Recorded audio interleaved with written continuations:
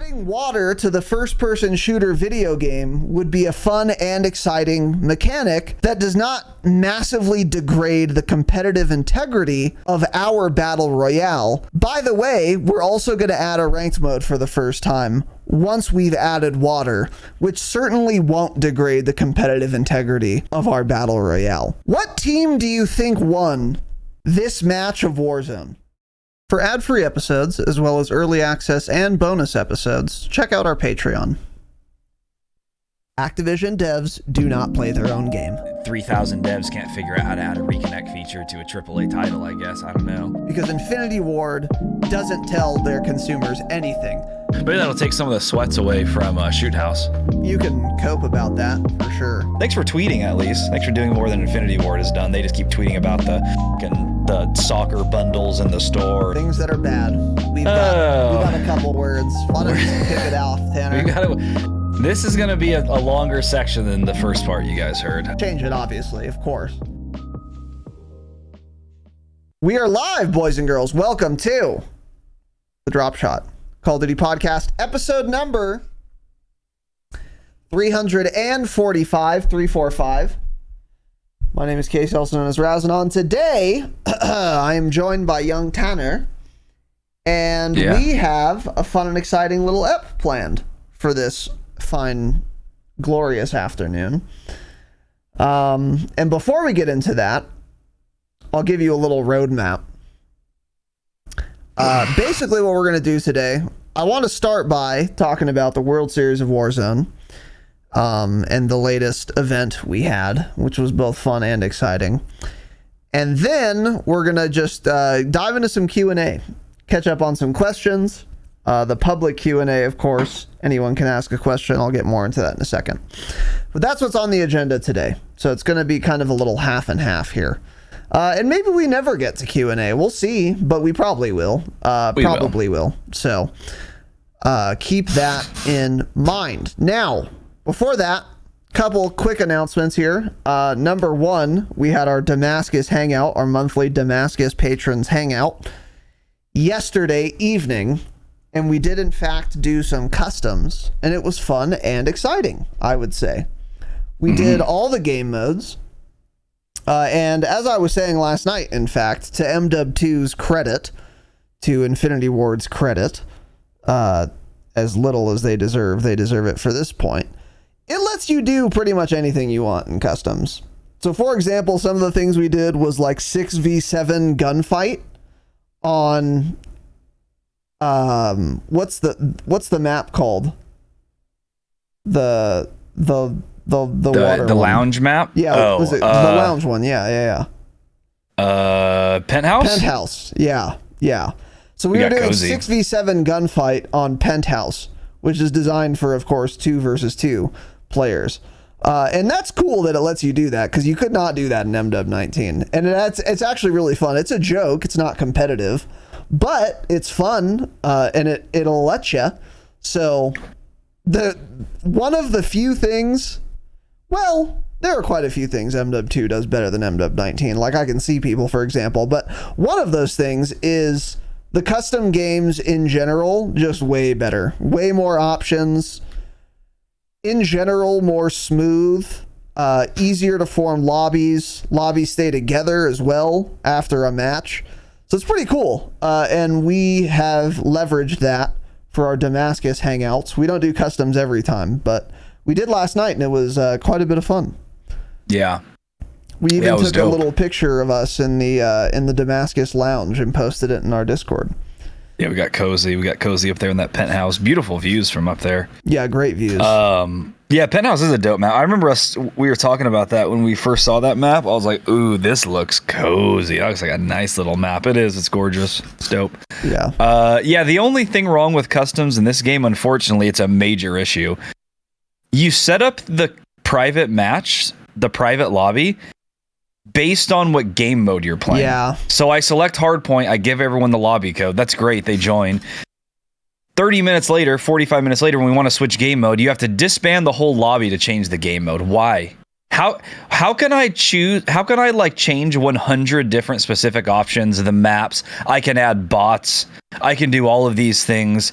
but I can't just change the game mode. I don't understand that. That's like the only issue with it, but it's much improved from MDM 19. Yeah, not as many server issues, stuff like that is good. Yeah. We may end up doing customs again next month. So we were talking about that last night because that new mode Havoc is coming at the start of, I think it's coming at the launch of season 5. I'm pretty sure. I hope it's not reloaded, but that is the mode that like you get power-ups essentially, and you can like you get something that's similar to a jetpack basically. Things like that, like instant reload on kills. It's pretty cool. So that we think would be really, really dope for customs. So if that's in, we'll probably do that again next month, at least for a bit. So yeah, it was fun though. It was dope. Yeah, it was a great time. And for all of you who could make it, thanks for being there. It was a good time. And many of you were sad you couldn't make it because you couldn't have been there until like 12 o'clock my time, like midnight my time. And let me just say, that sucks for you, but I guess you'll never be able to hang out then, because we just won't. None of you were asking that we start hangouts that late, by the way. Let me be clear. I'm not blaming any of you. I'm just letting you know, to be super clear. If you can never come to a hangout until 11 or 12 p.m. or 11 p.m. or midnight your time, you'll just probably never be at a hangout then, and that's unfortunate, but it is what it is. Unfortunately, we would not be able to or want to start that late, or even be, start at 10 or some shit. That's never happening.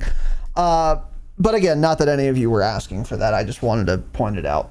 Regardless, yeah, it was a good time. Speaking of the Patreon as well, for the rest of you patrons or not patrons, we did in fact release our last Patreon episode for this month, which was a nice little Vondel brainstorm, which was quite productive, I would say. We started by doing our little homework checkup. We talked about what we had discussed in the previous Vondel brainstorm, and then kind of came back with some findings. And then we had some new ideas as well that were storming in the old brains. And it was a good, solid little ep. I did, in fact, try using the signal on Vondel after that episode, which is something we talked about in that episode. And it worked pretty well. It worked about as well as I would expect. The only thing is, I've only tried it in duos so far, because it was just Jake and I playing Resurgence duos on Vondel. And we got quite a few wins. I think we got like 3 or 4 in like 2.5 hours. You guys got 1. We didn't. We got more than that. But it would have worked a lot even better if I was playing quads, for sure. Because a lot of the time it was like, okay, if Jake is shooting someone and he's like, oh, there's a guy weak here, I would just one-tap him, like, easy. So if I had 3 other people using full auto guns, unsurprisingly, it would have been even better. But yeah, we won quite a few games. It was a good time. I was also using the Kastov 545 as a little sniper secondary, which I don't think we actually got to talk about in that brainstorm.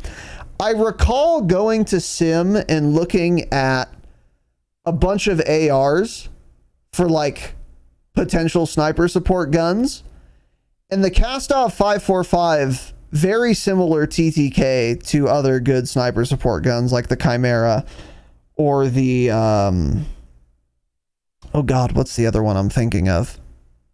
I don't know, but it very similar stat line. 74U? I don't know. Maybe, but I kind of just ignored it because I don't know why I ignored it, honestly. But anyway, someone said something after, I think it was Tanner and I were just talking, and he was like, oh, Kastov 545 is kind of popular. People are using that. Couple good things about the Kastov over the Chimera, which is what I was using. Unlike the Chimera, the Kastov has fantastic irons that are usable, so you can just get a free attachment by running it. And secondly, it has a 60 round mag option, whereas the Chimera only has a 45 round mag option. So that actually is a way more attractive sniper support gun to me, given those things. and how similar the TTKs and damage ranges are. And the handling, by the way. Great handling like a Chimera as well. So I was using that the whole time also, and it worked really well. I really fucking liked it. Just put on iron sights on that bitch, had a free attachment slot, not sure what I used for it. Probably something for mobility or ADS or whatever. But it was a really fun, and having an extra 15 bullets is obviously quite nice. Particularly when you're sniping, because there were a couple times where I would like hit someone and they'd be weak, and I would just switch to my secondary and start spamming bullets. And the more bullets you have to spam, the more likely you'll get an actual finish there, or a down rather. So that was one thing I didn't mention in that episode, but I'll mention it here. But there was a lot more than just sniping we talked about in that. We did talk about the brainstorm. 545. Yeah, I had mentioned that. I had put that on the time to kill chart. I was talking about how it's good on paper, but neither of us had tried it yet. A lot of people were saying it's good though. But yeah. I'm looking at Sim right now actually. The Kastov 545, the 74U, and the Chimera all have basically the same exact time to kill up to 21 meters. Yeah, exactly. Like a difference of like 15 milliseconds. So yeah. And the fact of the Kastov having such nice irons, I think makes it better than a Chimera. The thing with the Chimera too is it has really, really bad base bullet velocity. So once you start getting out to range too, like even at that mid range, you're gonna actually miss a lot of shots because it's so low. Default velocity in the Chimera is 350. Kastov 545 is 650. Oh wow, yeah, that's another good point then. 74U is a good option too. Good headshot multiplier. I'm looking at it right now. I think it has great irons too, doesn't it? Great irons. That was my OG sniper support gun for when we had the high explosive one shot snipers or incendiary, whatever it was, when it was bugged for a few days. That was my setup. The MCPR with that bullet type, and then the 74 unit was great. What mag options do we have? Do we have a 60? The 74U? Yeah. I don't think so. I think it's only a 40 up to a 45. Yeah. Interesting. Okay. Yeah. But that gun's gonna have better mobility than a 545 too. That's the upside of it. Oh yeah. Hope you guys heard. All of those. So anyway. Yep. Yeah, so maybe that's another one to try then. Yeah, I liked the Chimera quite a bit, but I do feel like you have to run an optic on it. Because I remember trying it on a Sheikah without an optic, and there was just a lot of muzzle flash.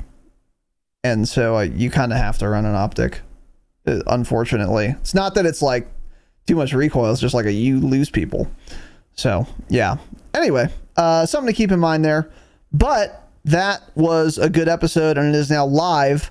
And as a reminder for all of you potential patrons or just listeners who are considering joining the Patreon,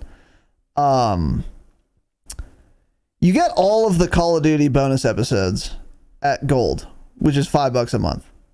So for $5 a month, you get all the COD bonus content we do, plus early access to the public episodes, plus ad-free episodes on every episode, bonus and public.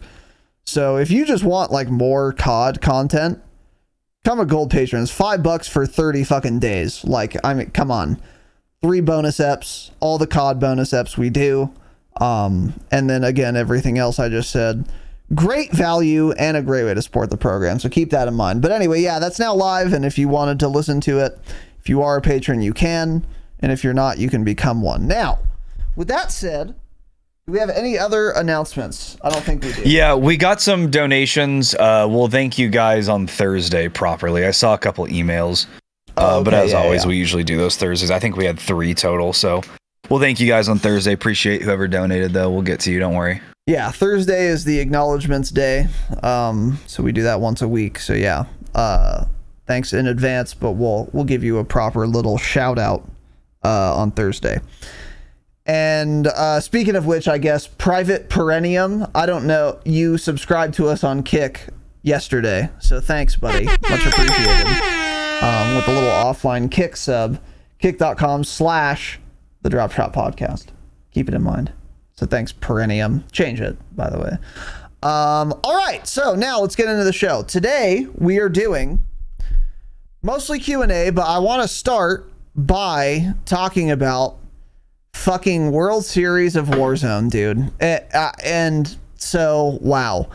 I did not watch the whole thing. Tanner and I were recording our latest bonus episode for most of it, but as soon as we ended, we were just in time to start watching the final sudden death, whatever. Winner take all. What's it called? Winner take all round. So basically, I'm not sure exactly how it worked. We haven't been following super closely. I can explain it. I know how it works. Okay, yeah, tell us how it works. There were 6 total matches they played. So this was the NA LCQ, which is last chance qualifiers. Europe, they already had theirs, so this was the NA version. No one cares about Europe. We love Great Britain, though. We love London. We do love Sports England Social. Specifically. Shout out Sports Social. We love Sports England, Social, yeah. We love England. Nothing else in that general area, though. Yeah. So you play 6 matches total. So it's based on, you have a multiplier for placement. So it was trios. There were, I guess, 50 total teams, I believe. Trios, private custom matches, of course. So 1 point for every kill, and then placement is 5th place through 1st place. So I believe the multiplier starts somewhere, it goes up. 1st place ends up being a 2 times multiplier. 2nd place is like a 1.8, so on. So however many kills you get, if you then win that game, you get double the amount of points because of that multiplier. So getting placement is very important, but getting kills is also important because otherwise you're not going to get any points if you don't get kills as well. So, that's how it works. So they played 5 matches, and whoever the top 4 teams from those 5 matches, based on that scoring system, they qualified for London, which is where the World Series of Warzone LAN Grand Final will be held in August, September. I don't even know when it is. I think it's August. Something. Yeah. So those teams qualified. So there was the final winner take all, game 6. Whoever wins, whichever team wins, goes to London. So pretty exciting stuff. Nothing matters aside from winning. Did your team drop 40 kills in a custom match and you got 2nd place? Doesn't matter. You lost. Right. So whoever won, they got to be the last team invited. So yes. Super exciting stuff. Yeah. It was super exciting. So Tanner informs me of this and he's like, oh, we should watch. So we sat in Discord and we had like a couple streams pulled up on a couple different monitors. And obviously this match was going to play differently than its preceding matches because, again, there was no incentive to get kills. There was no incentive to do anything but not die and be the last team standing. So keep that in mind. Now, with that said, there's like no action taking place. There's 125 people alive in the penultimate circle. And it's getting to the end. And it's like, damn, 4th circle, there's still quite a bit of water here. That's interesting.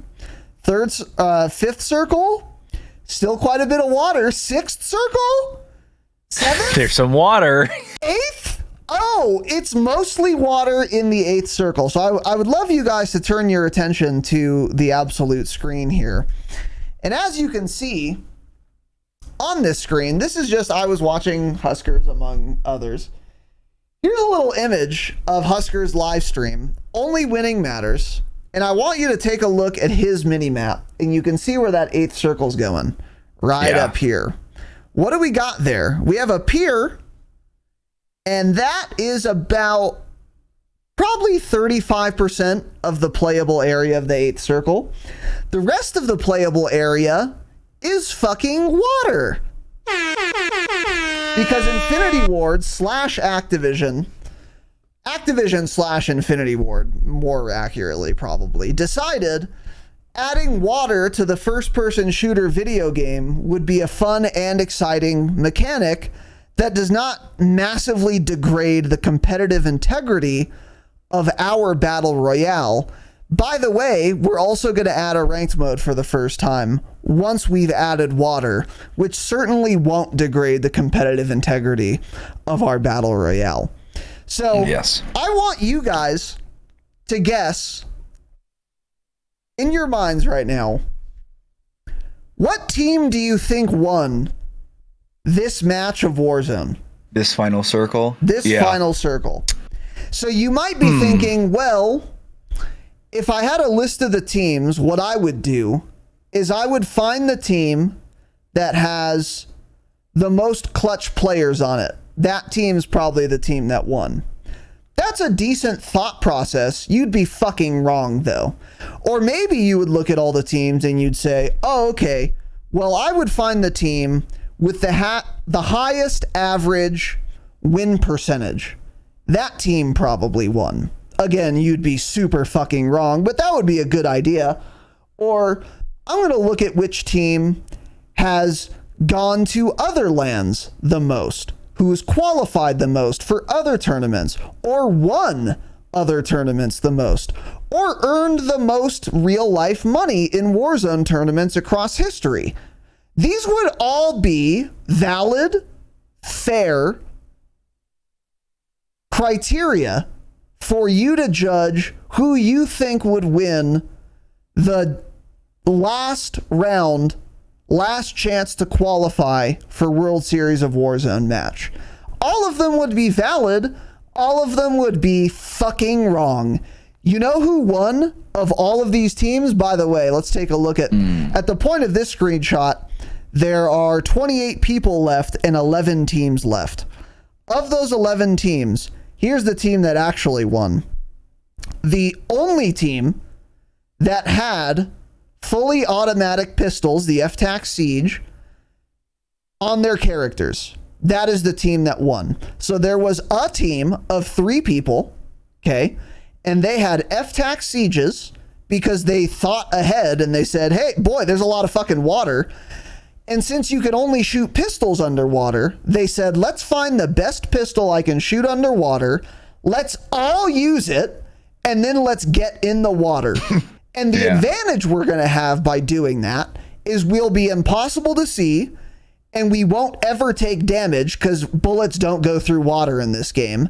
But we'll be able to shoot other people in the water and be able to do damage.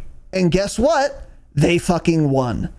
Not because they're better than everyone else in the lobby, not because they have smarter rotations, not because they have great aim or fast reflexes or the clutch gene. Nope, none of that. They were the only team smart enough to abuse the miserable dog shit game mechanic Infinity Ward decided to implement into this dog shit BR, which is water. And I'm going to take the weapon that I can shoot underwater and I'm going to win only for that reason. And let me be clear, that is the only reason they won. They were the only team with the FTAC Sieges. They all got in the water. People were trying to shoot at them in the water from the pier. That was a fucking mistake. They died. And then eventually the last guy against these 3 otters dives in the water because he's getting fucking lit up from underwater, by the way, by FTAC Sieges. And of course he dies. And then they win. Is that what you want as the benchmark for who qualifies for the finals of World Series of Warzone? Whichever team was smart enough to abuse the miserable game mechanic of water play? Yeah. I don't think so. I don't like that. I think it's fucking insane. And none of what they did constitutes good battle royale gameplay or even good first-person shooter gameplay. Now, let me be clear. Let me be super clear. The team who won deserved to win. That was really smart. And they were the best Warzone 2 players in that lobby because they were the only ones who had the brain to think we should all get pistols because there's a lot of water here. And they also had enough money to get to that loadout to get the pistols or whatever. So they played that really smart. And it's not even how that worked. That's what's really funny. Maybe, yeah, okay. Maybe we have the video. We're gonna show. You're gonna play this video. Okay. I linked it. It's 2 minutes. It's the team winning. We're gonna see exactly how it goes. Okay, down. I have not seen this yet, so we'll watch their POV. I watched it one time, so I don't remember exactly what happened. But yeah, it's God damn, it was crazy. Maybe you should pull up the screenshot first that I showed here, that I have down here with the red circle with all these teams. Let's pull up that to kind of set the scene a little bit as well. Yeah, we'll set the scene a little more. So yeah, but before we get here, real quick, just let me be clear once again. Desmond, Nico, Infinite, and Crowder were the winners. They were the people who got the pistols and went underwater. I'm not shitting on them. I'm not saying they're bad. And I'm not saying they aren't the best team in the lobby. They won one of the matches too, I think. Yeah, maybe they were the best team in the lobby, and also at like FPS games, and also they happen to be the only ones smart enough to abuse the water mechanic. I'm not shitting on them, and it was a great play, and I would have done the same thing if I was smart enough to. So like, no shade on them. All of the blame I'm placing on Infinity Ward, because this shouldn't be how you're supposed to win. It is how you're supposed to win, so everyone should do it. And I don't shit on people for doing it. It's Infinity Ward and Activision's fault for getting the water guns, being the fucking squirt guns, being the way to win a game of BR. The playing an FPS game well is how you should be able to win the BR. But anyway, yeah, here's the image Tanner's. Here's the screenshot. Yeah, so if you guys have played Seraph Bay, the ground war map, or if you play Al Mazrah, basically that little, I guess that's a peninsula where the lighthouse is. Yeah. On the southwest side of Seraph Bay, that is where it ended. So that whole little peninsula right there. So there are some buildings, there's the docks. Over to the east side is the island, but that was not playable. So this image here, there are 61 players left right when the 6th circle is about to end. So basically 7th circle, there were 61 people left. It's pretty crazy if you look at this. If you see where Husker's team is, if you can kind of zoom in on that there were 3 teams in one house. They know the other teams are there. They hear each other, but it's not worth the risk fighting it. So they're all just sitting in there. They're just sitting in corners, holding angles so that no one pushes.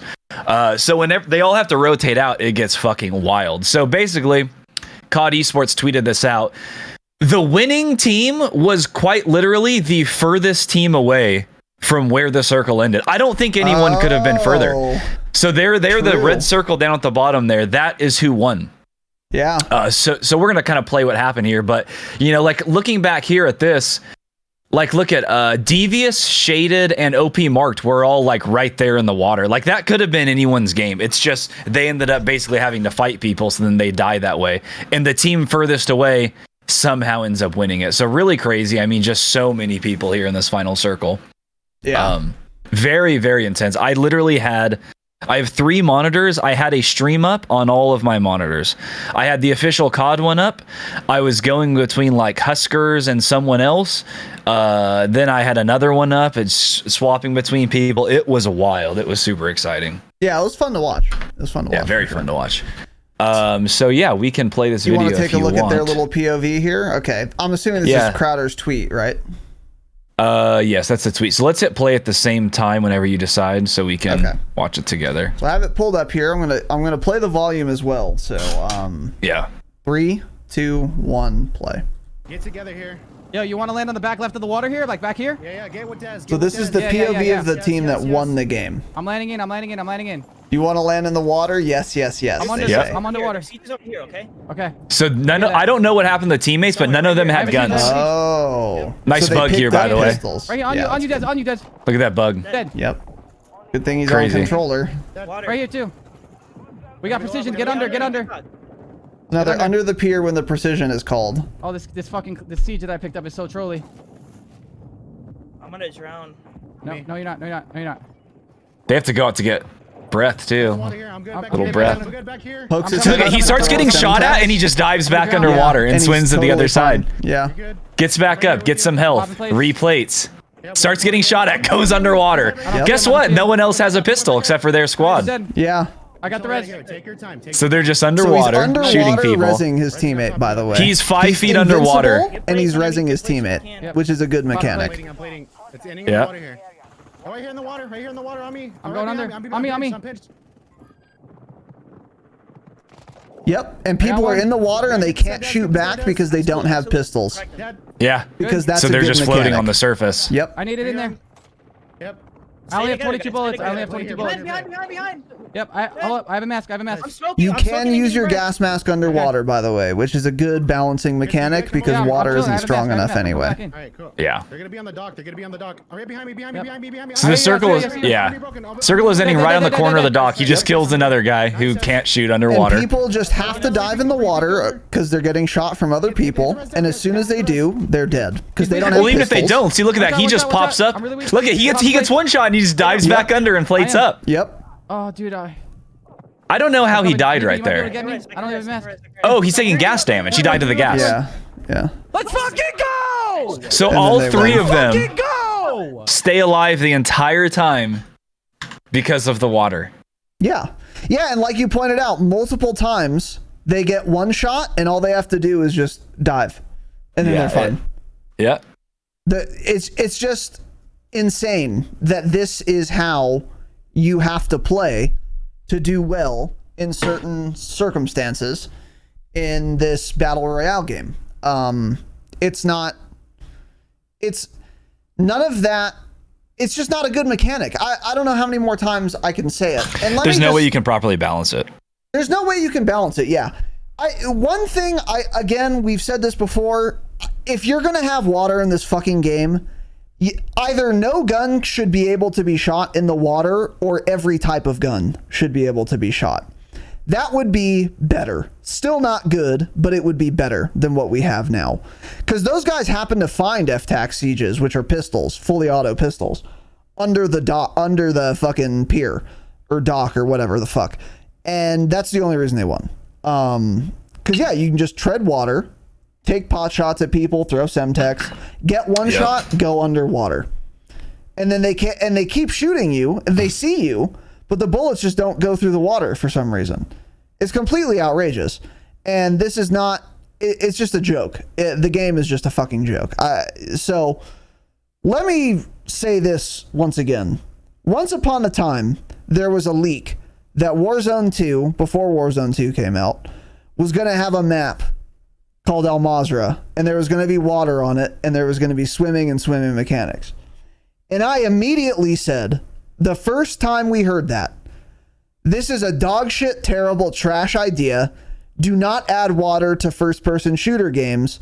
It's not fun, interesting, engaging, and none of it has to do with playing an FPS well, and you're just massively shrinking the skill gap, in addition to introducing a huge amount of RNG. The fact of this particular team winning in this particular scenario was an RNG win. They only won because they got lucky. That's literally all. Now, maybe they would have won anyway, but maybe not. But the fact of them winning was because of RNG. It was random. They randomly won. And you don't want people qualifying for your World Series of Warzone Finals event by virtue of getting randomly lucky. You want people qualifying for your World Series of Warzone LAN event by virtue of being the best team in the match. Obviously, duh. But water just is not a good mechanic to add to the game. So when I said all those months ago, this is bad, don't add water, and I'm pissed about it, and many of you said, oh, it's not so bad. Oh, it's kind of cool. Oh, it'll be fun.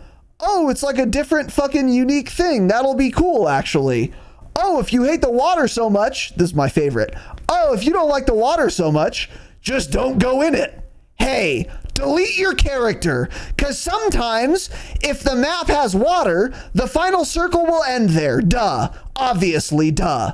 And I called it months ago. I told you all. So if you were one of these people who said, oh, the water's not going to be so bad, I want you to DM me and apologize.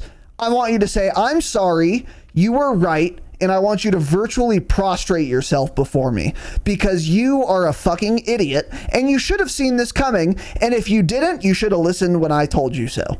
Because I did. Oops. So I'm very curious to see when the LAN comes around, how much water is going to factor into that. Because can you imagine if this wasn't the qualifier final, but the actual final? Oh my God, yeah. And the team that wins the finals, the $1.2 million or whatever the fuck, wins because of actual randomness, not because they're the best team. Can't wait to see that. This isn't to mention, by the way, that one of the teams, one of the favorites that was eliminated from this tournament was eliminated because of randomness. Here's what happened. Huskers is on the pier. He is at a location on the pier and he gets a precision airstrike notification. So what does he do? Well, he's thinking a precision airstrike was called on me. That's why I got a notification.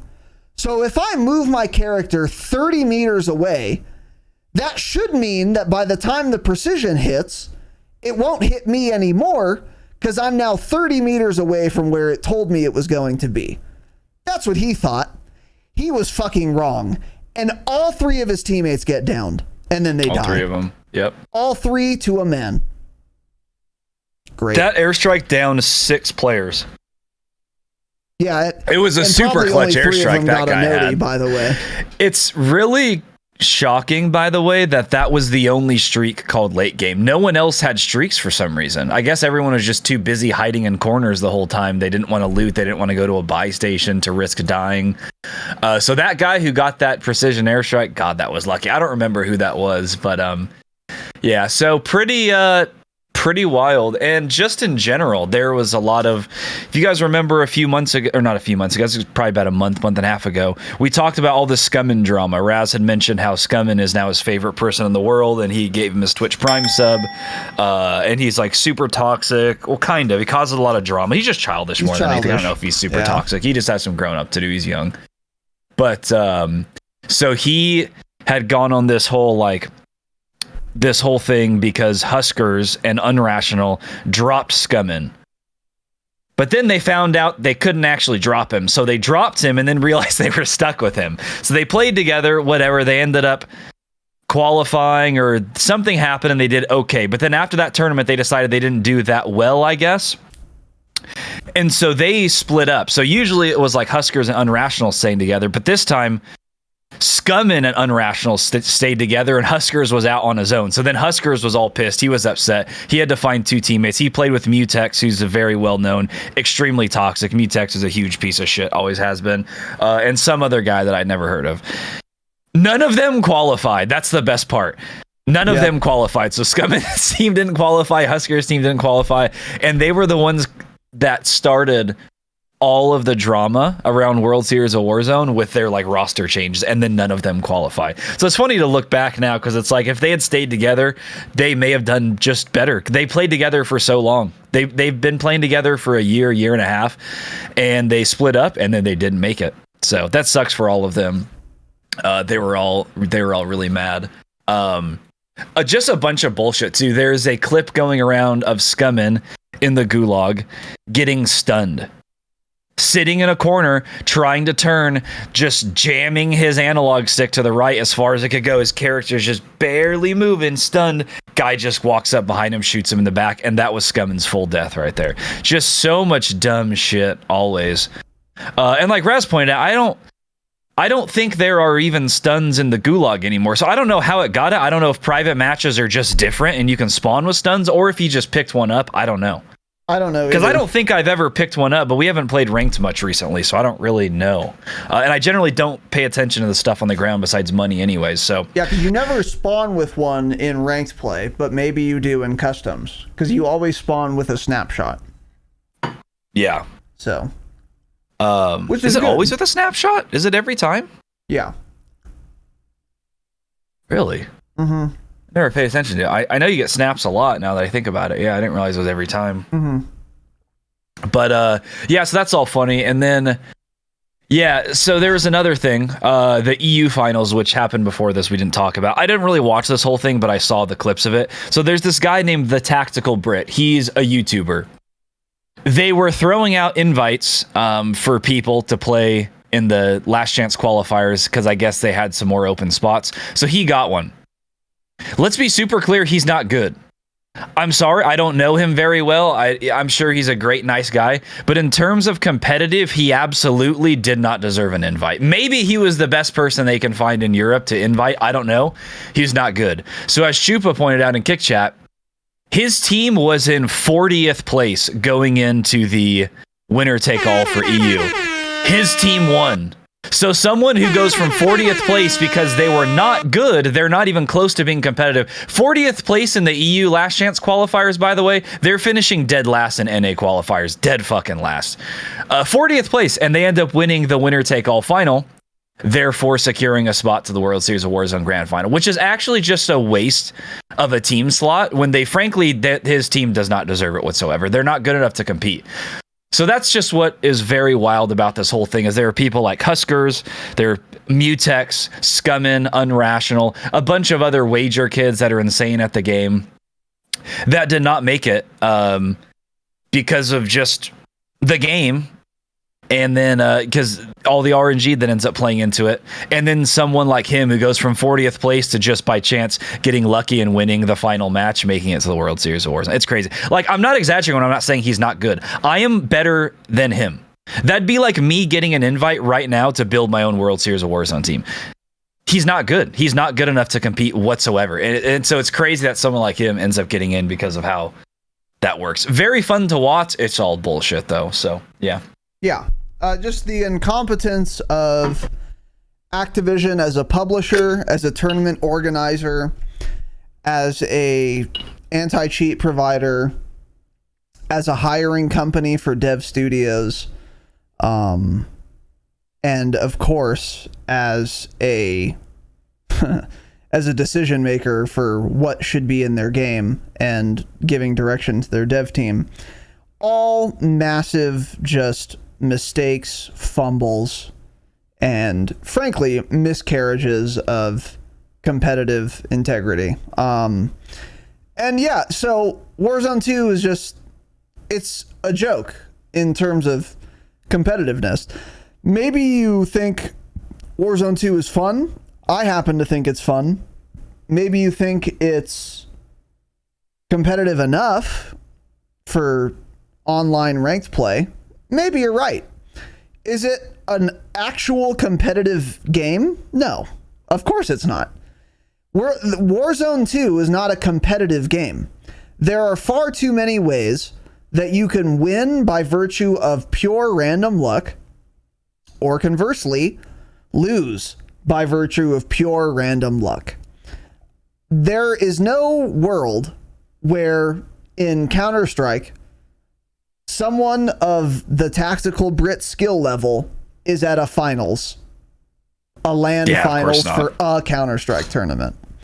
There's no way the best team doesn't win in a Counter-Strike tournament ever. They don't. It's the best team, the best performing team the best performing team of that day always wins the event in Counter-Strike 100% of the time. Now, maybe the better team plays really poorly because nerves get to them or whatever. Of course that happens. But the best performing team always wins the event in Counter-Strike. The best performing team probably always wins the game in Apex Legends even. Or PUBG. Well, whoever sits in the corner the longest wins. Or Fortnite. These are games... Fortnite, PUBG, yeah, those are good examples. These are games that have... that are worthy of having serious competitions around them.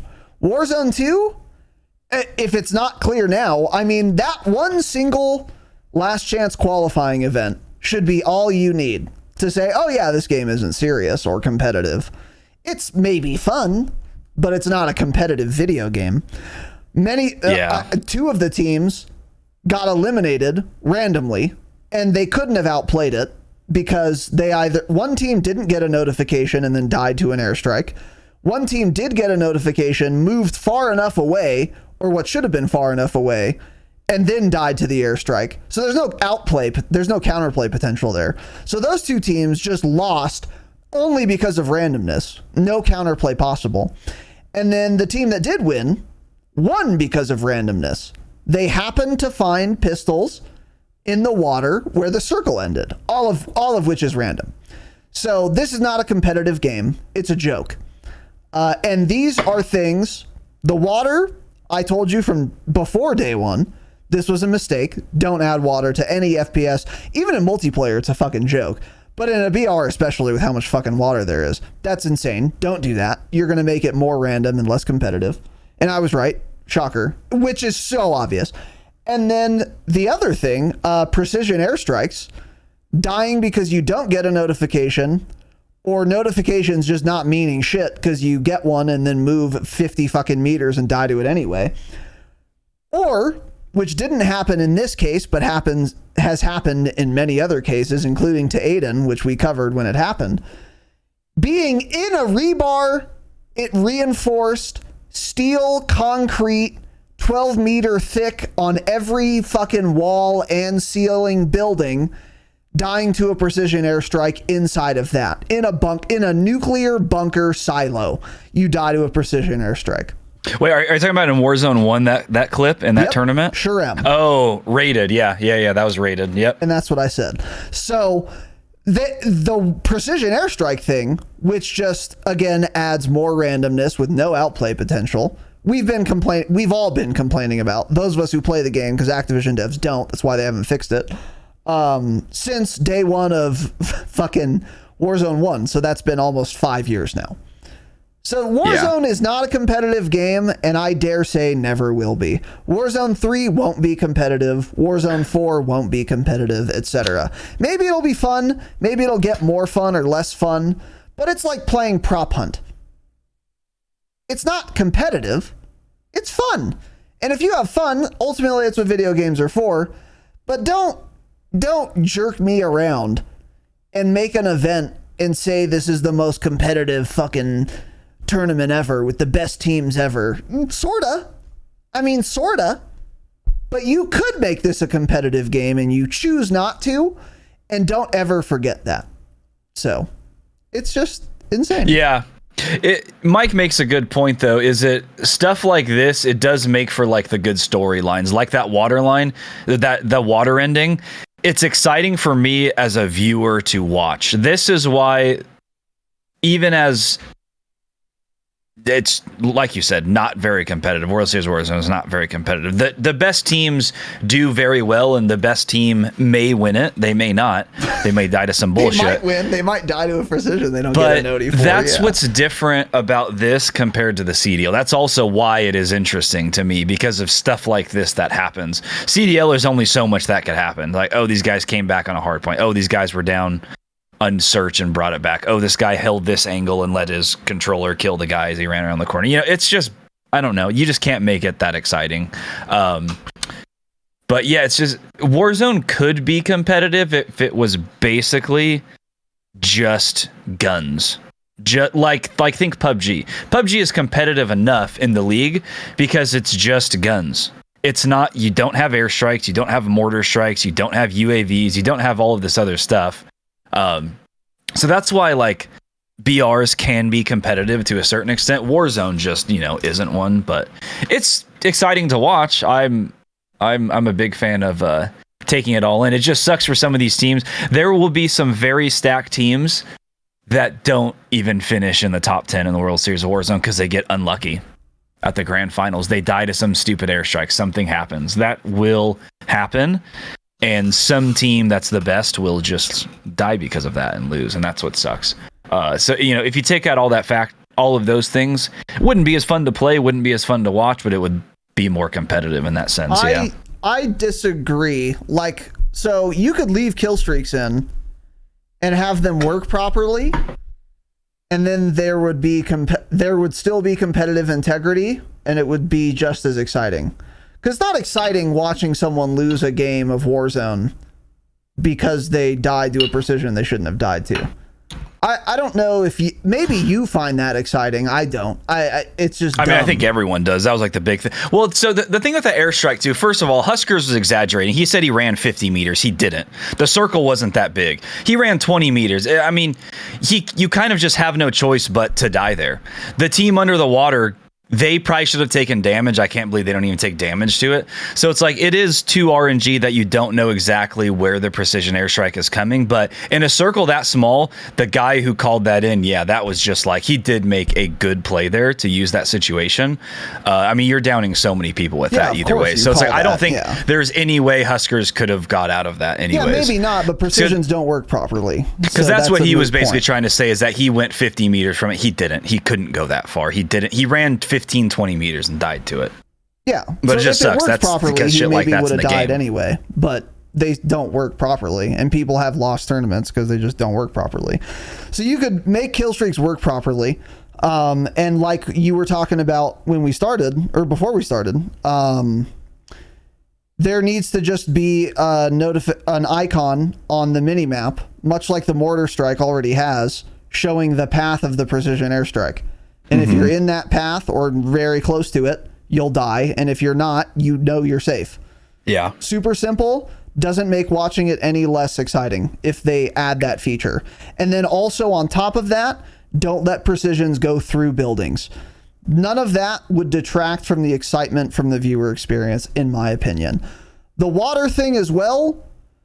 I mean, if you have water, I don't know. I guess I see your point, sort of. Like, yeah, it was kind of exciting.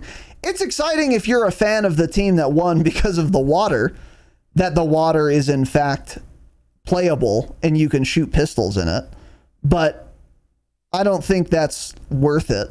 And I never watch any other BR tournaments, but I imagine in Fortnite, where you can build and shit, the fight, it's like a 1v1 at the end of a Fortnite tournament, and they're both doing fucking crazy building and like crazy plays of, and then someone ends up winning through an incredible display of skill.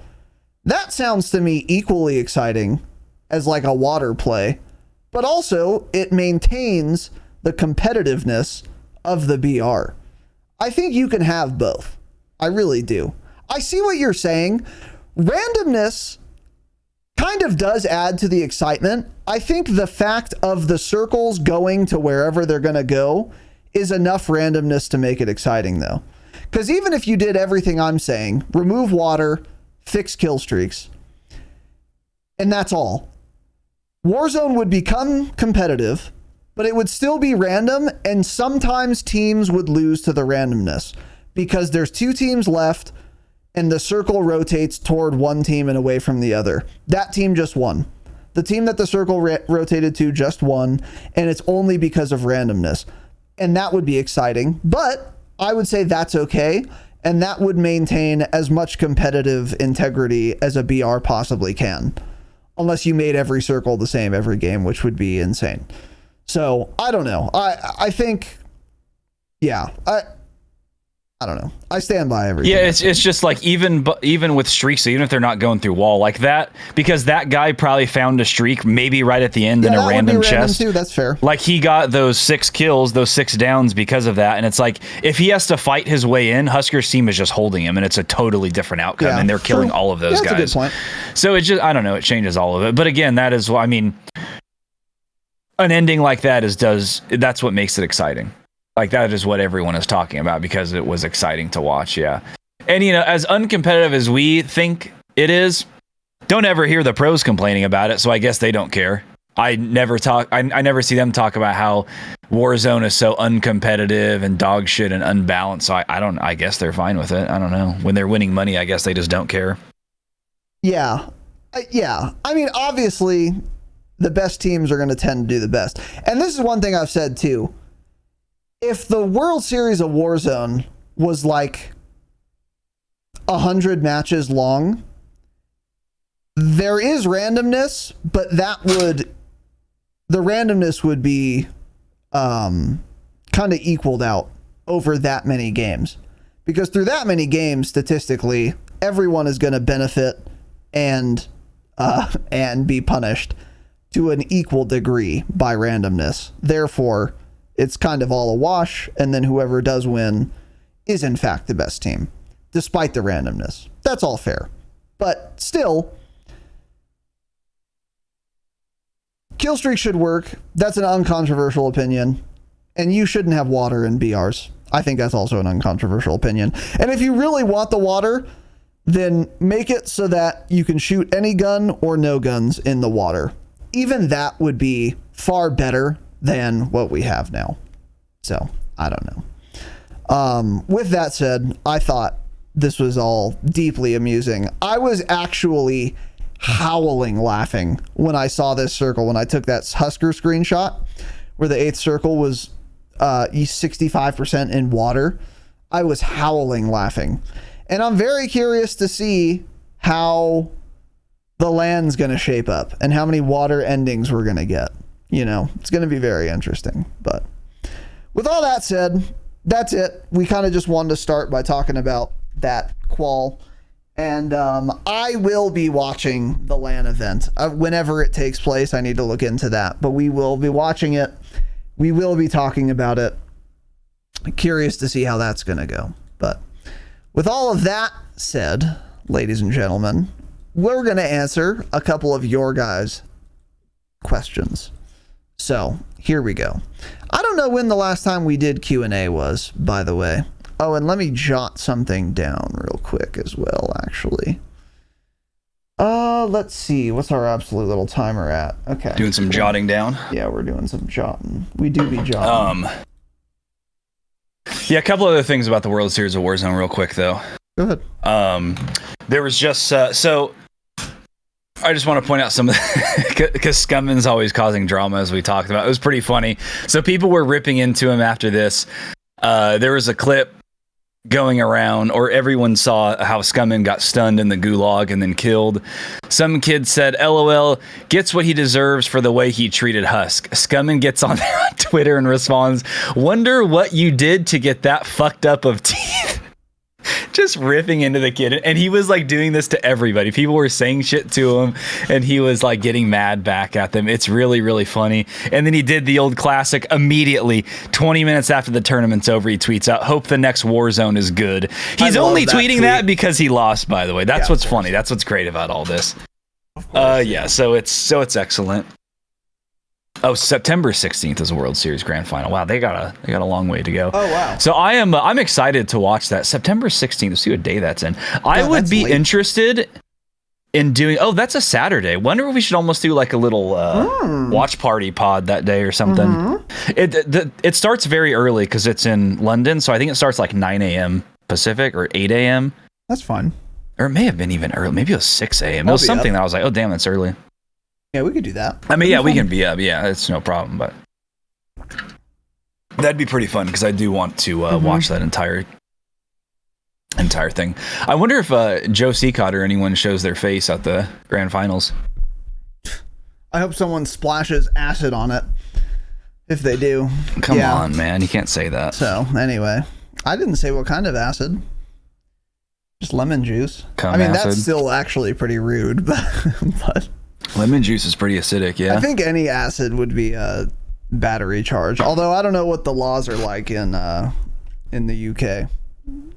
Maybe they don't have battery or assault laws. But in the United States, you can't throw anything on someone's face, or that is in fact a felony. I think battery or assault is a felony. Dude, that happened one time here when I was like in high school. And we went to Zion one summer.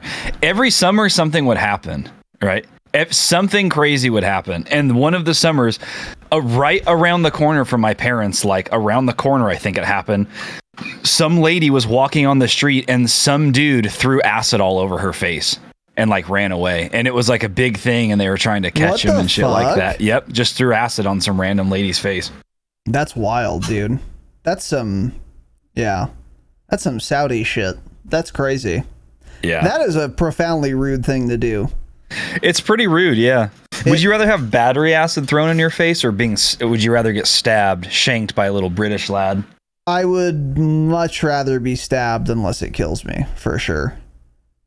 I think the acid... People be stabbing over there. I think the acid would hurt more, and the acid would definitely do more long-term damage. You usually go blind, at least in one eye. If it gets both, you're blind in both. and your face is giga fucked up forever, and there's no saving it. And if they take like your cheek or some shit, your whole fucking mouth is like exposed, so all those teeth are just fucked because they're like constantly exposed to air and shit. Oh god, it's really rude. Whereas if I get stabbed, I mean, if you stab me in my fucking carotid artery, then I guess I'll just die. So I would maybe prefer acid in that case. But if you stab me in like my little guts, you know, you should stab yourself in your guts right now. Test it. Do a little. See if you bleed out live on stream. Yeah. I think that's what it's called. I don't know what that means. Anyways, that's cool. Shout out to the World Series of Warzone. Yeah, shout out to Joe Apricot. So anyway. But Joe blew a huge load when he saw that ending. Oh my god. His wife had never seen such a big load coming out of his little cock. Yeah. His balls were chocked full of cum. And the last thing I want to say before we move on from here, just a quick note. I fucking hate Infinity Ward. I can't stand that they are developing Call of Duty games. They make the worst games. They have the worst support for those games. They have the worst communication with their consumers when their game is the game in play. They are an awful... they have no redeeming qualities. They have none. They're the worst of all three dev studios, the big three, at everything. They're the worst at making games. They're the worst at updating those games. And they're the worst at talking to the players of the games once they've made the games. They don't do anything right. They're terrible. Yeah. So fuck Infinity Ward. And I remember when we started this podcast, a lot of people, my favorite dev studio is Infinity Ward. I'm so excited for MW 19. Then they played Grozna Raid 6v6 and wondered if they misqueued for a campaign mission because they didn't see anyone for 10 minutes. Oops. Right? Oops. Yeah. Fuck Infinity Ward. So. Do you know what else I was thinking? I wonder if there's some sort of black helicopters where they decide where the game ends. Do you think they plan out the circles, or is it just actually random? I think it's random. That's what I think, but I think there is a black helicopters theory there that the winner takes all just happens to finish on a little pier where there's a tiny pier above and water below. I don't know, just saying, just saying. QAnon may go crazy for that theory. I think there's something there. I think they have the power to manipulate circles, but I think most of the time it's random. Yeah. Or random with parameters. Like that's how it was in Caldera, which they explicitly had stated because it was Raven in charge of Caldera, so they actually told us things. They said, there's a lot of circles ending at peak, so we're going to change our algorithm so circles won't end at peak as often. Meaning sometimes they'll still end peak, but it'll be just less likely. So it's still random, just the likelihood it moves that way is lowered, the percentage. So, but yeah, like at the events, who knows? I don't know. It's a great question. Would they have done that on purpose? Did they think ending at the location that particular one did was like a good idea? Like that's what I'm saying, because winner take all, and it's like on a pier like that. I think there's a black helicopters theory there. That's all I'm saying. I don't want to say any more. I may end up suicided from the Clinton campaign, but interesting. That's all I can say. That's all I can say publicly. I think it was an inside job. It could have been. Yeah, who knows? It wouldn't surprise me, because even though it's a terrible idea, obviously, to have the circle end there, or the game end there, Infinity Ward loves to do terrible ideas on purpose. So yeah, maybe they did do that. Exactly, yeah, because Joe thought it was a good idea. Yeah, he's like, we designed all this water. We should like show it off. Yeah. Joe Apricot, yeah. They probably spawned the FTAC sieges themselves, in fact, under the pier. Yeah, I want to see leading up to that what team actually had those sieges and how they died and what happened. Yeah, that's a good question. Because they should feel great. Whatever team died there won the game for that squad, so they should know that. I hope Crowder and them just give them have PayPal'd them some money, because they won the game for that team. Yeah, that's true. Actually true. I mean, yeah, for sure. So, yeah. Cool game. Cool fun game. That's awesome. I think it's fun. Yeah, it's awesome. Definitely when I play shooters, I love winning because I'm good at shooting my gun, not because I'm good at diving in water and using specific. Yeah, so let's answer some Q&A. Yeah, I hate Infinity Ward. Thank you. They make me so mad. Okay, let's see. George Washington on January 2nd of this year. We answered that. And we answered this. Yeah. So, Okay, we did not pin last time because we also answered Jake's. What's the most amount of cash you've seen in person? Yeah, I was thinking we are not this far back at all. We just forgot to pin. All right. Well, so let me go forward a little bit. Let's find one.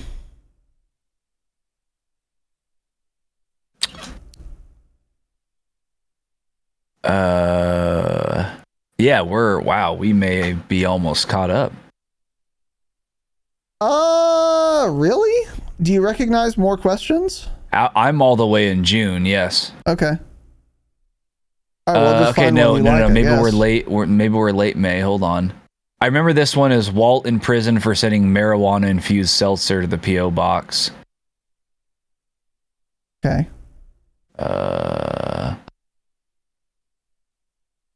Okay, I guess we're starting with the Steel Switch food question from 529. Can you rank these cakes? Carrot, angel food, red velvet, German chocolate, pound. Okay. That's rough because they all suck. They're all fucking shit. Well, let's not get that crazy. Pound. Okay, wow. I'm not kidding. I don't like any of these. None of them are great. Really? Carrot cake is shit. Angel I've never food had carrot cake is pretty shit. Red velvet's fine. It's okay. I don't love cream cheese frosting though, and it always has cream cheese frosting. It does, yes. German chocolate, okay at times. Much. Pound cake, not good. So none of them are good. Can I just not have any of them? I would rather just not eat dessert if these are my only options. I'm not kidding. This is I just not a wouldn't eat good dessert. list of cakes, yeah. So there are a couple of problems with this list. First of all, no one has pound cake by itself, nor angel food cake by itself. Those need some fruit, at least. We need to mix it up there. Because like a plain pound cake, no one's ever eaten that before.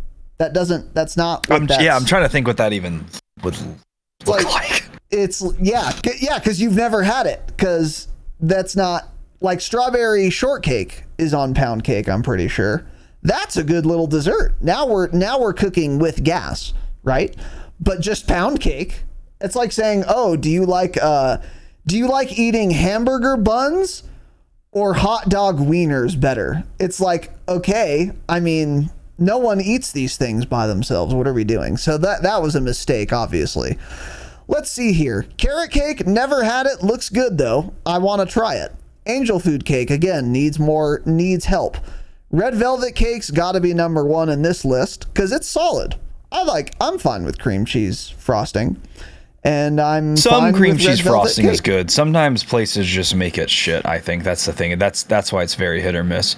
Yeah, if I had to say my top two, I guess is probably red velvet and I don't really like carrot cake, but it's okay at times.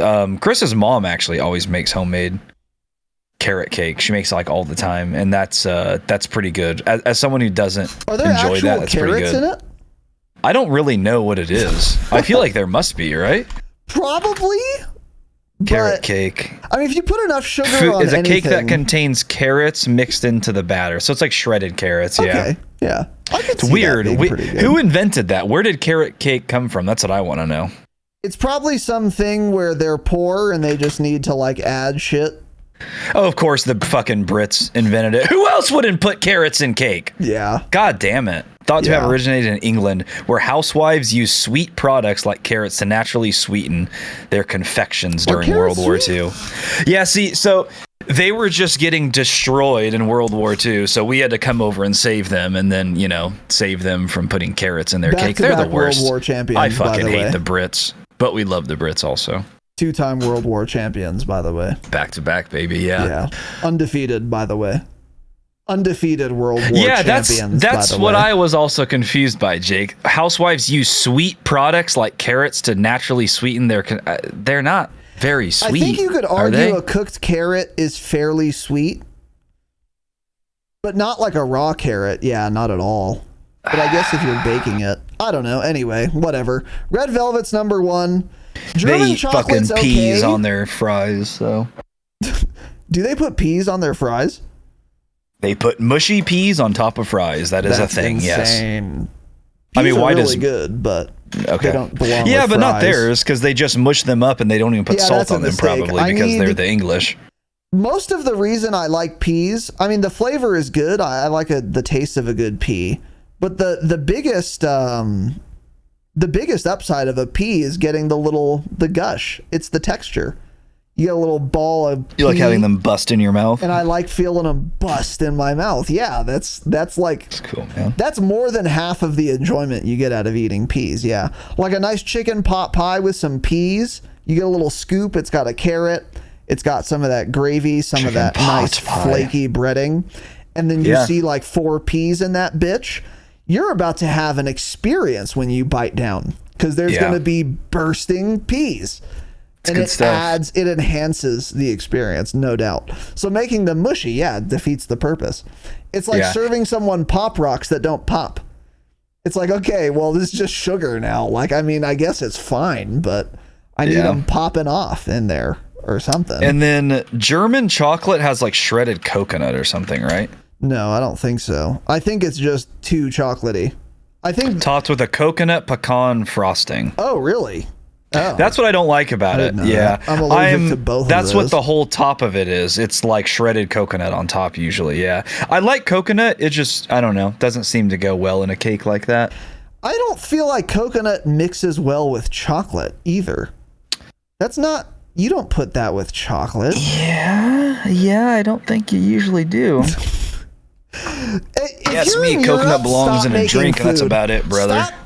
Stop figuring out food. Stop coming up with food items. If you're in Europe, just fucking stop. Start making South American food. Start making American food. Start making Asian food, and just get good at that. Because you can't make your own food and it be good. Oh shit! Nothing Hold on a is good second. that Wait. comes out We're of gonna Europe. have to cut all this out of the Food-wise. pod. It was actually invented in the United States by some lady, And we'll edit that out. and that's what we said. Well, That's some what Raz was German just saying. bitch who emigrated to America, right? Mrs. George Clay. It was created by Mrs. George Clay, a homemaker in Dallas, Texas. It gives me her address. It says from 3831 Academy Drive, Dallas, Texas. Why do I need her address? This recipe was used in baking chocolate introduced 105 years prior and became quite popular. Blah, blah, blah, blah, blah. Stupid fucking bitch. Fuck you. Yeah. Yeah, I don't know. So it's Texas. Texas doesn't count. Yeah, Texas is simultaneously very American and also like so unique that it's not American. The most It's its own anti-American, thing. yeah. It's its own. They should be their thing. own country, yeah. Shout out to Texas. No, they shouldn't be their own country, man. I want Texas on our side. We fucking need Texas, dude. Now, the great state of California does not need Texas. 9th largest economy on earth if it were its own country, by the way. Shout out to California. But I like Texas. They hold that shit down. They got a lot of land, too. And I like the Texan spirit. Because if someone wants to invade the United Goddamn States of America, you're going to have to get through fucking Texas. And I would not wish that fate on anyone. Because you'll fail. You won't get through Texas. Hey, there's something you might want to remember, invader. It's called the Alamo. You should remember that. Oops. Because you're not getting through Texas. So I like them as a buffer. Shout out to Texas. Anyways, back to the question. Red Velvet, number 1. German chocolate, there's way too much chocolate going on. So even if I wasn't allergic to pecans and coconuts, if I ate around those, I guess. I don't like these desserts where it's just like, oh, heard you like chocolate. Every ingredient is chocolate. Like a chocolate cake with chocolate icing. Chocolate, go fuck yourself. Too much chocolate. Damn. Way too rich, not good. Fudge is another one.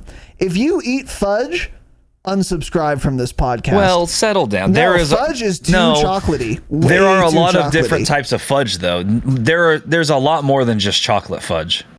Okay, well, I'm talking about chocolate fudge then. Because, white chocolate fudge is it's too sweet, White chocolate is frankly. more sickening than regular chocolate for fudge, yeah. But there are a lot of good flavors of fudge now. Yeah, if you're eating just plain chocolate fudge, you belong in prison. That's weird. Yeah, unsubscribe with from all this the podcast. flavors out there.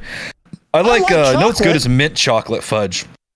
Got like Okay. mint swirled in. There's a lot of good ones now. Yeah, I haven't Maybe had the fudging. pleasure then. Yeah, maybe I need some more fudge. But yeah, I'm just talking bog standard fudge. Too much chocolate. Stop.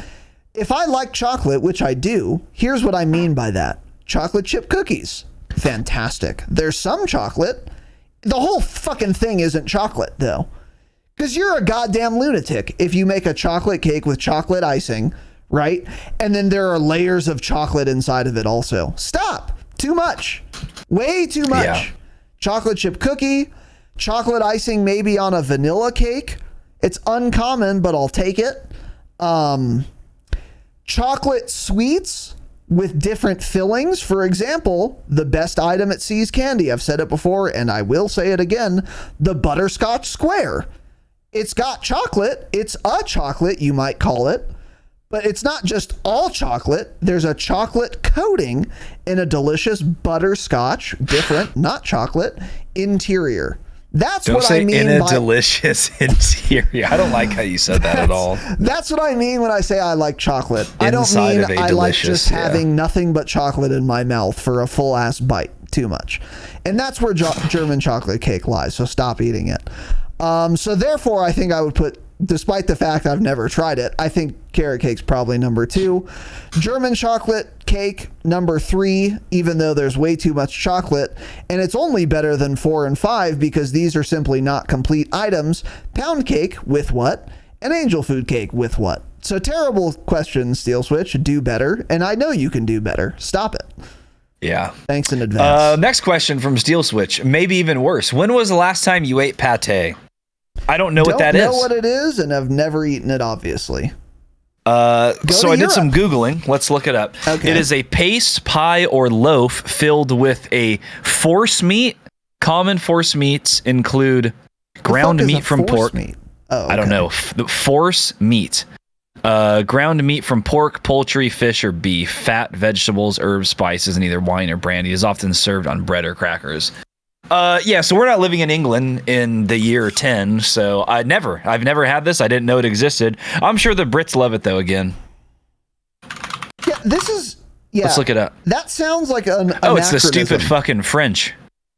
Yeah, well, 25% of French Europeans people can't eat make pate food. at least once per week.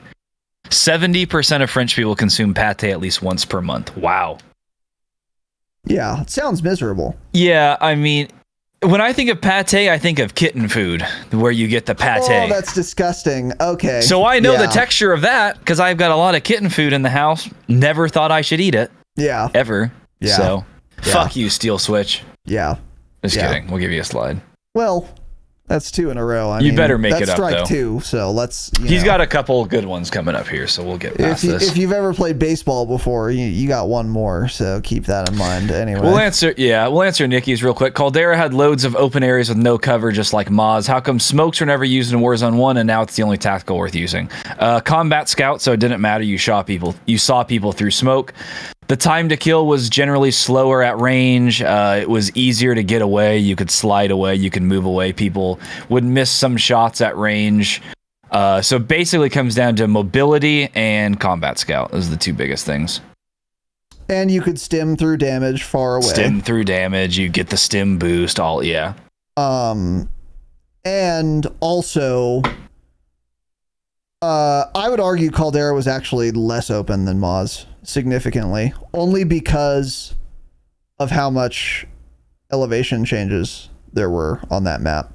Like, a lot of Moz is open and flat enough to where no one can run out of your FOV. They'd have to run for like 10 minutes to be out of your field of view.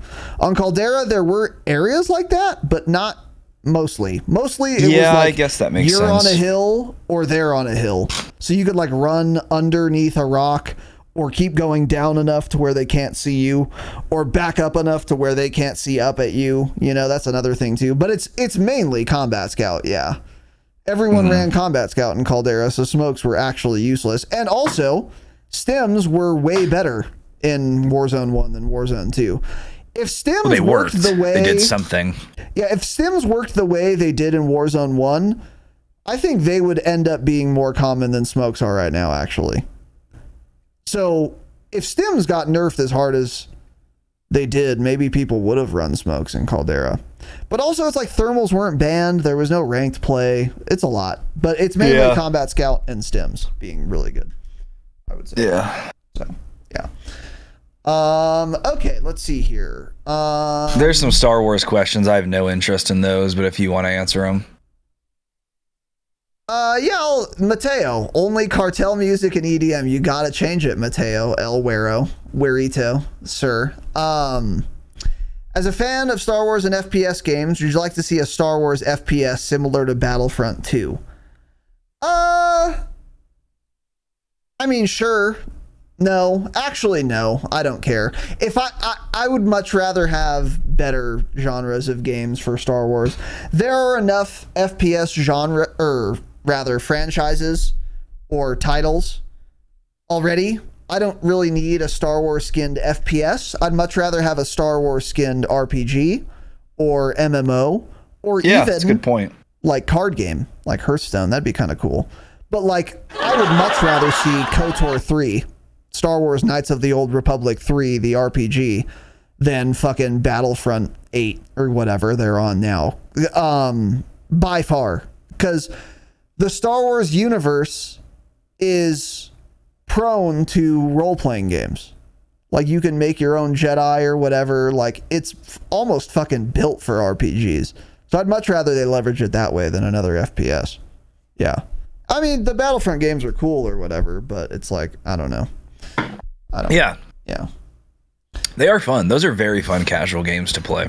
I actually thought about reinstalling that a few months ago. Which? KOTOR? No. The newest Battlefront, because it's still alive. People still play it. Looks pretty fun as like a casual game to hop into, but I agree with you. Red Velvet doesn't have fucking chocolate frosting, though, does it, Pasta Sounds? I knew that, by the way, that Red Velvet is just chocolate cake with food coloring. But when people say Red Velvet cake, they're not talking about just the cake. They're talking about the dessert.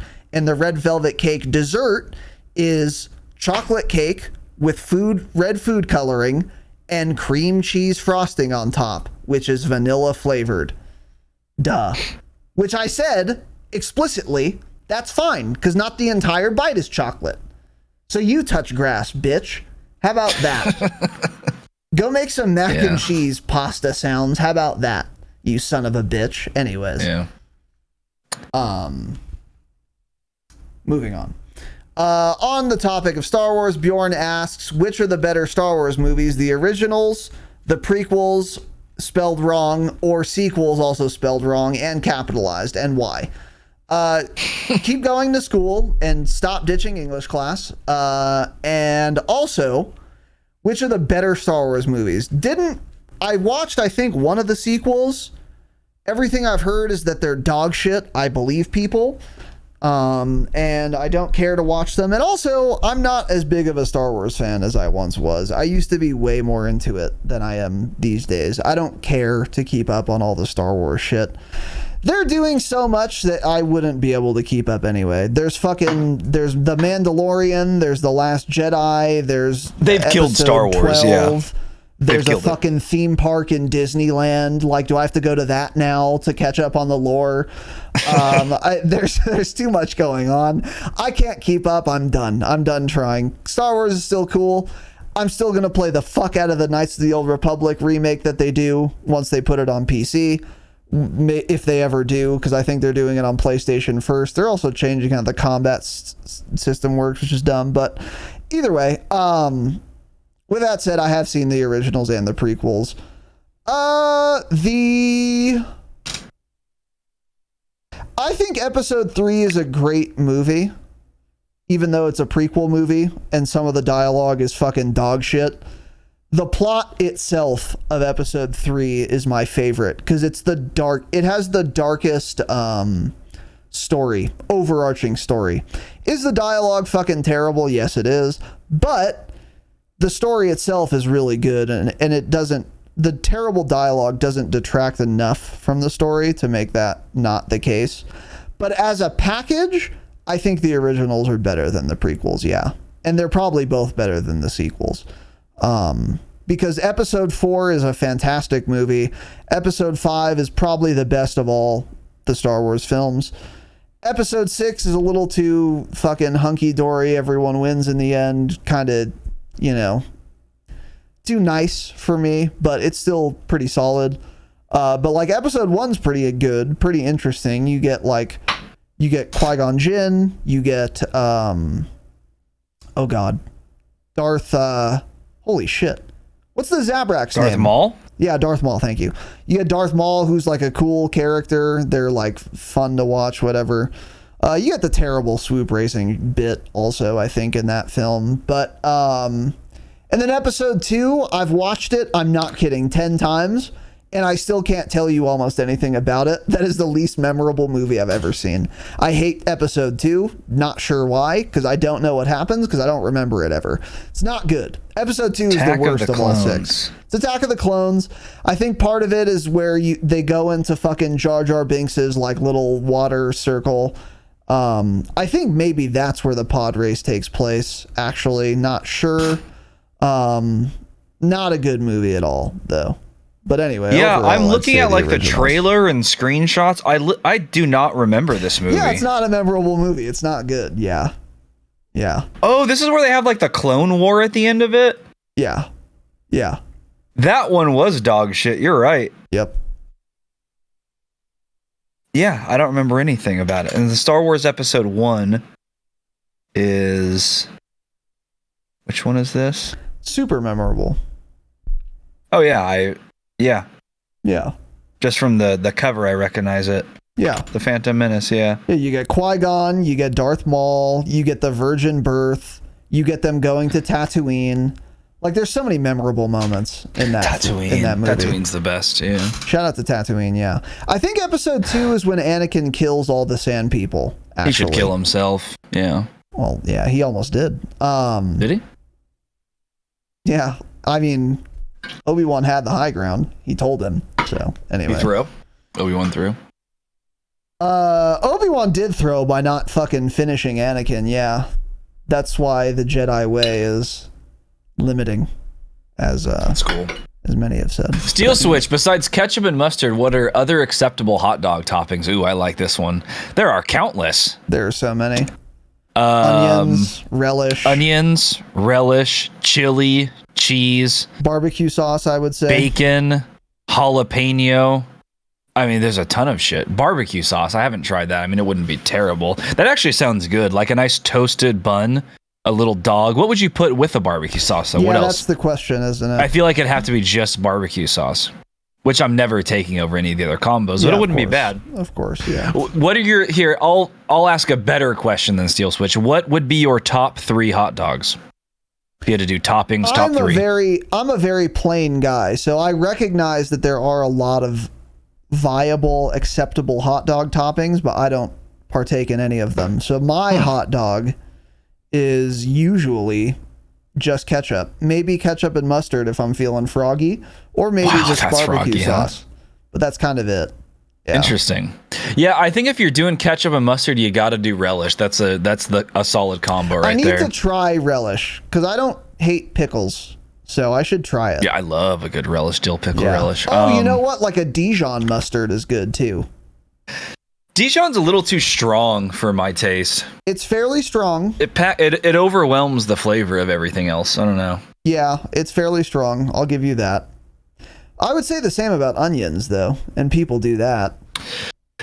So like chili, cheese, and onion, that's a popular combo. Chili, of course. Yeah. Chili and cheese is just better without the onion. The onion kind of ruins it, you're right. Because then you use raw onion and it's too strong. So you get, you're getting a bite that's like 1.5 inches, 2 inches long of dog, cheese, chili. You get one little diced onion in there, all you taste is onion. Yep. It's too strong.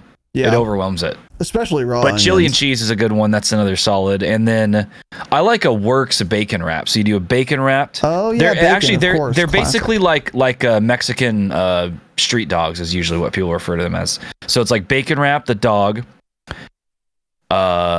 You do grilled onion, grilled jalapeno. You do cilantro. You do diced onion. And there's something else on there. I feel like there's some sort of sauce I'm missing. Sierra usually does most of the work when we make those, so I can't think. There's something else missing though. You know what? But that's a good combo. You know what's never done that people should think about? Garlic. What would be wrong with some roasted garlic on a dog? Maybe an aioli with it. You love your stupid garlic aiolis on fucking everything. Ooh, it sounds pretty good. If we're putting relish, why can't we put some little... Let's forget the aioli for a second. We'll just forget about it. If we're allowed to put diced onions on a dog, why can't we put some garlic? What's wrong with that? No one does it, though. Maybe it's just not a good combo. Doesn't sound good. It doesn't. Yeah, it doesn't. I think so. I'm trying to. There's got to be some sauce on a dog. Well, yeah, because there isn't a good sauce that would go with it. I think that is the problem. Because like garlic and ketchup, you don't do that. Mustard and garlic, you don't do that. Barbecue sauce and garlic, you don't really do that either. So I think that is the problem. Is if you do put roasted garlic, that would probably be good. But then you're depriving yourself of a sauce option. Too strong, though. Again, it would overwhelm everything, I think. Yeah, well, yeah, sure. But again, people do onions. Yeah. That's what's weird about it. Yeah, grilled onions is different. Grilled onions tastes good and doesn't like ruin the flavor. Raw onion, I don't know, it's just too strong. So yeah, I think actually on that bacon wrapped dog, we also usually do... I think we do. Do we do ketchup and mustard too? I don't know. I think you do a little bit of sour cream. Like you put some sour cream in like a Ziploc. Another one. Yeah. And then you cut off just the tip so you get like that real thin little line of it on there. Pastry bag. Yeah, a little pastry bag basically. Yeah. Anyway. Yeah. Hot dogs get too much hate. They receive way too much hate. Let's be clear though, they have to be grilled. They have to be grilled. Boiled dogs, not good. Microwave dogs, not good. They have to be grilled. They have to get that char on there, and they're delicious. And you have to have a toasted bun. If you gotta have a toasted bun. If you dare to ask me to pay money, or even spend my time waiting for you to make, even if you're giving it to me for free, maybe even if you're paying me to eat it, in fact, if you have the fucking audacity to give me a dog with a fucking cold bun, delete your character. What are we doing? Toast the goddamn bun. It's outrageous how common just some bun is. A lot of times they'll steam them too. A little steamed warm bun, which makes it even softer. Yeah. Which I would say is better than a cold bun, but it's virtually equally unacceptable. Toast the goddamn bun. I want it to be soft in the middle and have a nice little crunch to it. Not an audible crunch, but a crunch you feel, you know. Got to feel the crunch. Yeah, that makes sense. Just a tiny little toast, little char maybe. Get some like grill kind of gook on there. Gunk rather. Excuse me. That's what I would like to have on my bun. That's the only thing I'll have on a hot dog bun. Yeah. So, and they do have to be grilled, obviously, the dog itself, of course. The only thing you should ever boil and serve to me is a potato.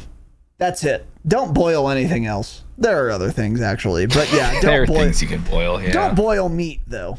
I don't know if a meat that is boiled is good.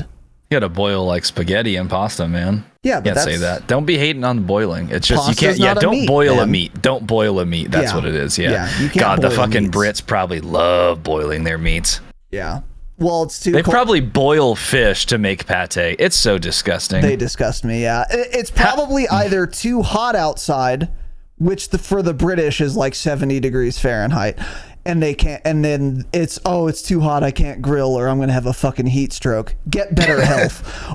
Or it's too cold outside because they're in dog shit Europe, and it's fucking there's a hailstorm outside, and then their grill won't even function. So they don't know how to barbecue things. They don't have grills. They don't have barbecues. So yeah, that's probably how has why they're evolution boiling meats. not progressed to the point where the British just die off?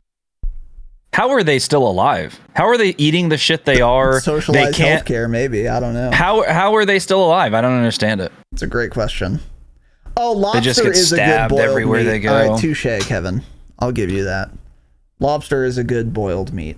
Yeah, fine. You're right. Yeah. You're right on that. You can grill lobster, though. I don't know if I've ever had it. I know a lot of people do that now. They put it on the grill. I wonder how that works. I do I'm not a big lobster guy, though.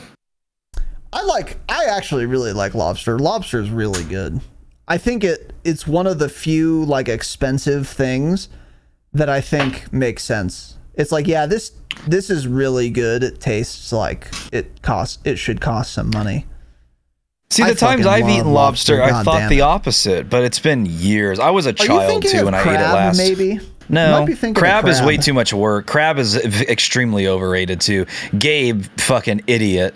When we go to we went to a buffet in Vegas one time, and he was like all about the crab, getting all these crab legs, and I like got one. I'm like, I'm just chewing something that almost tastes like nothing.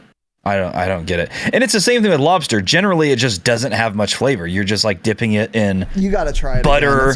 It's you're got putting flavor. lemon on it. I don't know. I think I've had it twice, but it's been. I mean, I was in probably high school last time I had it because I never found it interesting, so I never ate it again. I would encourage you to give it another shot. But I should try making it.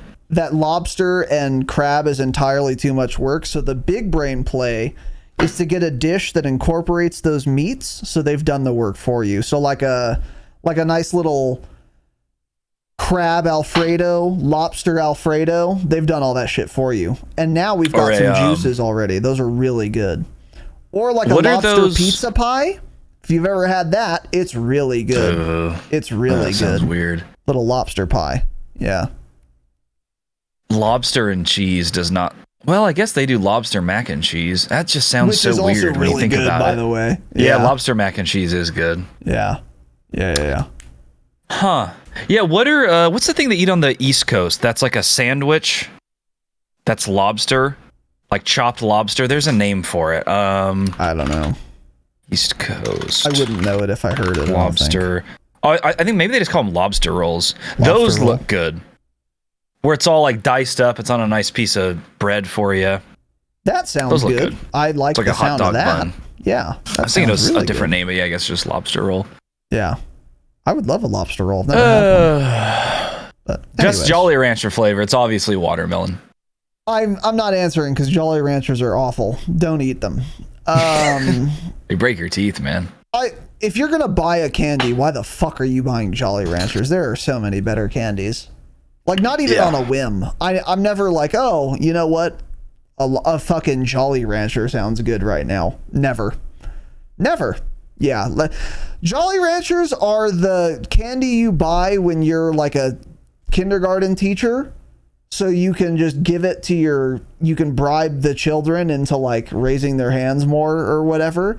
And it's cheap and trash and you don't feel like you're losing something giving it away. That's the only purpose of Jolly Ranchers. They're like dog treats for children. That's all Jolly Ranchers are.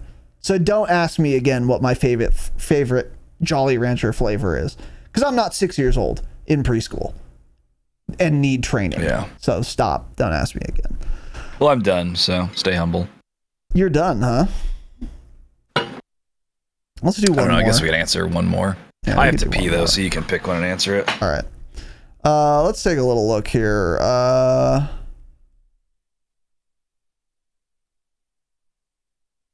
Let's see. This is kind of interesting from Urban. What's the most socially acceptable addiction?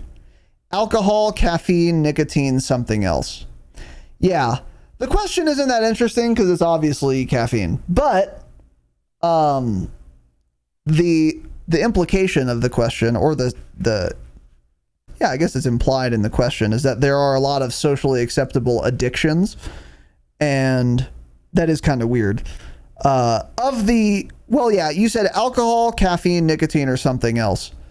I'm tempted to say caffeine because a lot of people are like physiologically addicted to caffeine. Like they get headaches if they don't drink coffee every day. This is like millions of people, by the way, in the United States alone. So that's super fucking common. Alcohol, another one probably a lot of people are addicted to, but they only drink after work or whatever. And maybe they're also like not shitty people. Like you could be an alcoholic who only drinks after work at night, and when you get drunk, you're very nice and like lovey-dovey with everyone around you, so you don't cause problems. Like, that's possible, and in fact probably fairly common. And you're an alcoholic, but it doesn't ruin your life because you're not like shitty when you're drunk or whatever. That's pretty common. I'd say caffeine more so. Nicotine is not as common as either of those, and also is not as socially acceptable. I mean, people aren't gonna like, you know, cancel you for being like a cigarette smoker, but people absolutely will think less of you if you like smoke cigarettes or something, or even vape, which they should. I should be looked down on for that. I started vaping because it helps with colitis, by the way, though, so keep that in mind. But something else, I'm tempted to say sugar, actually. Sugar is super addictive, and everyone eats sugar. I mean, it's like fewer than probably 1 million people in the country who just don't eat sugar. And it's absolutely like an addiction too, you know? So I would say probably sugar is more common. So I don't know. Yeah. Or, most socially acceptable, you said. That's not the most common. Oh. Most socially acceptable, I would still say, is either caffeine or sugar. Yeah. Yeah. Oh, it would for sure have to be one of those. Yeah. Yeah. I don't think something like nicotine is generally socially acceptable at all. Yeah, people look down on smokers a lot. Yeah, exactly. Yeah. And again, as they should. If you vape or smoke, you're cringe. Stop. Yeah. Yeah. I say that as someone embarrassed. who vapes, by the way. But yeah. Yeah. Smoking cigarettes is particularly insane to me, though, in 2023. They're so expensive, too, also, by the way. In addition to all the obviously bad things about it, they're fucking so expensive, dude. How much is a pack of cigarettes now? Like $12? And how many cigarettes is that? I think it's still like $6-8, but I think the thing is here is that they're taxed a lot. I think that's why. So I think once you get up to the register, no, I think there's like an extra sales tax. You get up to the register, and then they're even more. Yeah, that's what I'm saying. That's why they're so expensive. Is because they're the sin tax, as they call it. Yeah, let me. Yeah, how much are they now? Yeah, how can I look this up? Like, would Albertson's website have the price of one package of Marlboro cigarettes in Los Angeles, California, is on average $12. Jesus. This is as of this month. It says. Yeah. Yep. Yeah, that's about what I figured. It's crazy, and that's all tax. There's probably like a city tax for cigarettes because some politician got elected on a stop smoking campaign.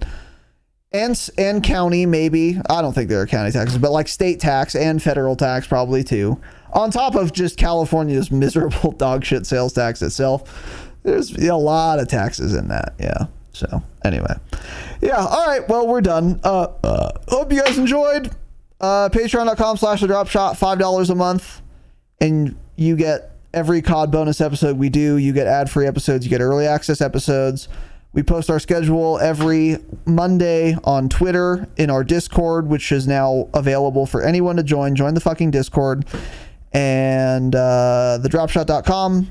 Go to the donate button and give us money also. Just thought I'd throw that out there. Because we earned it. We deserve it. Stay humble. Stay humble.